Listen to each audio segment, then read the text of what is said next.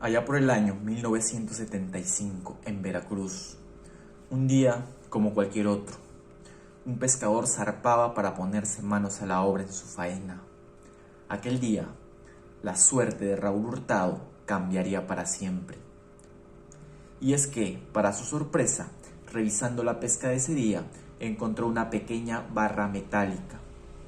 Y sin darle mucha importancia, decidió regalársela a sus hijos, por creer que se trataba de una barra de cobre. En la casa de Raúl era habitual ver a sus hijos jugando con aquel trozo de metal. Pero para la sorpresa de este, cuando su hermano vino a visitarle, le dijo que aquella barrita podría tratarse de algo más valioso que el cobre. Luego de que el hermano de Raúl lo convenciera del posible valor de su hallazgo, decidieron llevarlo a tasar a una joyería, confirmándoles que aquella barra de metal se trataba de oro y que les darían 11,000 pesos por ella. Raúl, al tomar conciencia de esto, decidió regresar al lugar en donde había encontrado la barra de oro y tomó la elección de buscar en el lecho marino, hallando otra barra de oro que superaba ampliamente en tamaño a la primera, además de otras piezas de oro puro. Emocionado, Raúl siguió vendiendo las piezas encontradas a la joyería local, piezas que el joyero terminaba fundiendo para hacer pulseras, anillos y collares. Con todo el dinero recibido, comenzó a mejorar su casa, así que decidió levantar muros, arreglar techos y comprar muebles. Pero esto sorprendería y en demasía a sus vecinos, quienes se preguntaban cómo había conseguido el dinero. Emocionado, Raúl decidió contarle e invitar a la aventura a su mejor amigo, sin sospechar que éste lo terminaría delatando a la policía. Al llegar la policía a la casa del pescador, grande fue el asombro de esta, al encontrar 42 piezas prehispánicas completamente de oro puro. La policía pudo encontrar brazaletes, collares y distintas figuras. Por este hecho, Raúl fue acusado de robo, saqueo a la nación y tratado como un ladrón, además de pasar más de un año en prisión. Finalmente, Raúl Hurtado fue puesto en libertad, ya que la corte llegó a la conclusión de que no tenía idea de que aquellas piezas tenían algún valor histórico. Un posterior análisis llegaría a la conclusión de que las piezas se tratarían parte del tesoro de Moctezuma, que formaron fracción de los cientos de piezas que fueron embarcadas en navíos con destino hacia España, pero que, por razones del destino, terminaron naufragando y la preciada mercancía quedó regada en las costas de Veracruz. Un tiempo después, Raúl terminaría colaborando con arqueólogos para tratar de recuperar más objetos prehispánicos. Se llevaron a cabo 3 expediciones, en las cuales se recuperaron tiestos de barro, pernos de cobre, pero no se llegó a encontrar ni atisbo de oro. Todo parecía apuntar que el tesoro de Moctezuma volvió a desaparecer nuevamente. Las piezas que fueron confiscadas a Raúl y por las que en su momento se esperaba obtener 100,000 pesos, se han valuado en un valor real de 230 millones de pesos, lo que vendría a ser un aproximado de 13 millones de dólares. Actualmente, las piezas se encuentran custodiadas en el Baluarte de Santiago, Veracruz, en una exposición bajo el nombre de Las Joyas del Pescador. Raúl Hurtado falleció en el 2018, pero en entrevistas anteriores indicó que ese momento es el más amargo y triste recuerdo de mi vida. Mejor nunca hubiera encontrado nada, ya que su situación siguió siendo la misma o peor, después de haber encontrado cientos de millones de pesos. Pero ¿cómo comenzó la historia del famoso tesoro de Moctezuma? Pues el 8 de noviembre de 1519 tuvo lugar al fin en la capital azteca el deseado encuentro entre Hernán Cortés y Moctezuma II. Al mando de 518 infantes, 16 jinetes y 13 arcabuceros, el extremeño se había internado hacia el corazón del imperio azteca, sumando para su causa a las tribus vasallas de Moctezuma, y había logrado ser recibido por el dirigente azteca como un emisor de otro emperador, Carlos V de Alemania y I de España. Lejos de la visión grotesca dada por la leyenda negra, lo cierto es que la personalidad de Cortés era embriagadora y se le tenía por un seductor de serpientes. No le resultó complicado ganarse el favor de Moctezuma y obtener permiso para instalarse en el palacio de Axayacatl, perteneciente al padre de Moctezuma. El soberano azteca quedó seducido por la personalidad de Cortés, que entre veladas amenazadas y palabras sedosas iba ganando más terreno y poder en Tenochtitlán. Moctezuma solo se negó abiertamente a construir un altar cristiano en el templo mayor de la ciudad para acabar con la idolatría pagana, pero accedió a que se levantara en el palacio donde residían los conquistadores. Uno de los soldados, Alonso Yáñez, se encontró con una puerta tapiada cuando estaba construyendo el altar, tras lo cual avisó a sus compañeros y al propio Cortés, quienes no dudaron en romper la pared. No habían recorrido medio mundo para ahora frenarse por una puerta. El conquistador y cronista Bernal Díaz del Castillo relató el suceso. Secretamente se abrió la puerta y cuando fue abierta, Cortés con ciertos capitanes entraron primero adentro y vieron tanto número de joyas de oro y planchas y tejuelos muchos y piedras chalhuites y otras grandes riquezas, y luego lo supimos entre todos los demás capitanes y soldados y lo entramos a ver. El Imperio Azteca era la formación política más poderosa en la historia de América del Norte, que según las estimaciones estaba poblada por 15 millones de almas y controlada desde la ciudad-estado de Tenochtitlán, que floreció en el siglo XIV. Usando la superioridad militar de sus guerreros, los aztecas y sus aliados establecieron un sistema de dominio a través del pago de tributos sobre numerosos pueblos, especialmente en el centro de México, la región de Guerrero y la costa del Golfo de México, así como algunas regiones de Oaxaca. Hernán Cortés no tardó en darse cuenta de que el odio de los pueblos dominados podía ser usado en beneficio español.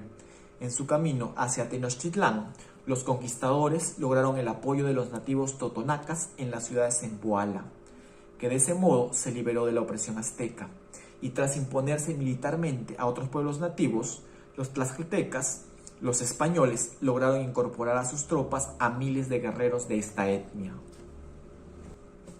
Los frutos del reinado de Moctezuma II fueron amplios y las arcas estaban repletas cuando llegó Cortés. Si bien lo que los españoles hallaron detrás de la puerta tapiada fue el tesoro del anterior monarca, su padre, de hecho parece que se trataba de una especie de recámara o sala del tesoro. De una forma u otra, los españoles se apropiaron de todos estos tesoros y los juntaron con los conseguidos durante su campaña hacia Tenochtitlán. Y a pesar del malestar creciente por las acciones de los conquistadores, Moctezuma dirigió en esos días un discurso conciliador frente a su pueblo, donde se reconoció como vasallo de Carlos I y pidió rendir obediencia a los extranjeros. El soberano era a esas alturas ya prisionero de los españoles y no estaba en condiciones de negarles nada. Sin embargo, cuando los ánimos parecían calmarse y los invasores planeaban su salida de la ciudad con los tesoros, llegó la noticia de que el gobernador Diego Velázquez había confiscado en la isla de Cuba los bienes de Hernán Cortés por conducir la empresa sin su permiso y había organizado un ejército que constaba de 19 embarcaciones, 1.400 hombres, 80 caballos y 20 piezas de artillería, con la misión de capturar al extremeño. El caudillo español se vio obligado a salir de la ciudad junto a 80 hombres para enfrentarse al grupo enviado por Velázquez. Cortés se impuso, valiéndose de un ataque sorpresa a sus compatriotas, que también le superaban en número, y pudo regresar meses después con algunos refuerzos a Tenochtitlán. No obstante, allí su ausencia resultó fatal para los intereses españoles. Al mando de Pedro Alvarado, la guarnición española se atrincheró en torno al tesoro amontonado, mientras la ciudad entraba en ebullición por el secuestro de su monarca y los excesos hispánicos. la muerte de algunos notables aztecas por orden de Alvarado, porque planeaban supuestamente dirigir una rebelión contra los españoles. Lo único que ocasionó fue desbordar la paciencia de la población indígena, que deseaba ver a los españoles en la piedra de los sacrificios lo más pronto posible. Durante unos días, los europeos intentaron utilizar de nuevo a Moctezuma para calmar los ánimos, pero fue en vano. Díaz del Castillo relata que Moctezuma subió a uno de los muros del palacio para hablar con su gente y tranquilizarlos, hasta que la multitud enardecida comenzó a arrojar piedras, una de las cuales hirió al líder azteca de gravedad durante su discurso. El emperador falleció 3 días después a causa de la herida. En la llamada Noche Triste, el 30 de junio de 1520, Cortés y sus hombres se vieron obligados a huir desordenadamente de la ciudad, acosado por los aztecas. Cortés tomó esta decisión de salir secretamente en la noche, presionado por sus capitanes, y lo hizo sabiendo que aquello suponía abandonar uno de los mayores tesoros de la historia, entre joyas, objetos varios y oro fundido en barras, valorado en 700.000 ducados. Para que tengan una idea, cada ducado contenía 3.6 gramos de oro puro. Hernán Cortés expresó que los soldados que quisieran sacar de ello, desde aquí se los doy. ¿Cómo se ha de quedar aquí perdido entre estos perros?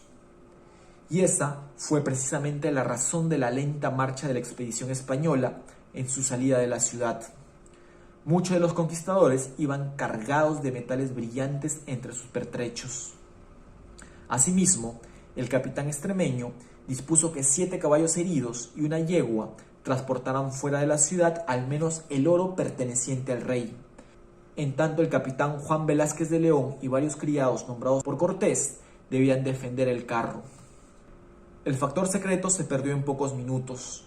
Una mujer que estaba sacando agua de su hogar descubrió a los españoles en su retirada de la ciudad y dio la voz de alarma. Miles de guerreros aztecas cayeron sobre los hombres de Cortés y sus aliados tlaxcaltecas, con un balance de más de 600 europeos muertos. Varios testigos afirmaron que el capitán Juan Velázquez de León murió defendiendo el oro del rey, que había quedado perdido en la retaguardia. ¿Qué fue aquel tesoro y del que se abandonó en el palacio azteca? Al día siguiente, los soldados indígenas recogieron todo lo abandonado por los españoles, incluido el oro que se había hundido en el lago sobre el que se asentaba la ciudad, y los cadáveres fueron registrados de forma concienzuda. La venganza, no en vano, estaba cerca de llegar. Poco tiempo después de la Noche Triste se libró la batalla de Otumba, donde los españoles se vengaron y dieron cuenta de la superioridad militar de las técnicas y tácticas europeas.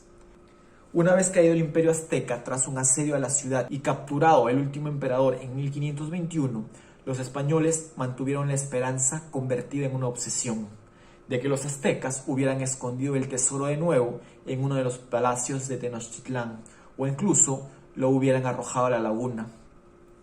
Es por ello que saquearon todo a su paso, y el tesorero Julián de Alderete insistió en torturar al emperador Cuauhtémoc, con la quema de sus pies en aceite hirviendo, para que revelaran la ubicación del tesoro. El resultado del interrogatorio confirmó que 4 días antes que llegaran, echaron a la laguna todo el oro, tiros, escopetas y ballestas.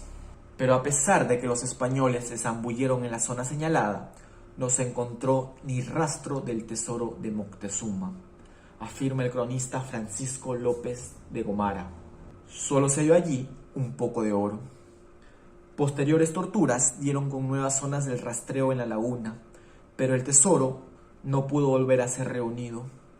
El sueño de recuperar algún día estas riquezas escondidas se instaló en el imaginario de estos conquistadores, al estilo de la leyenda de El Dorado.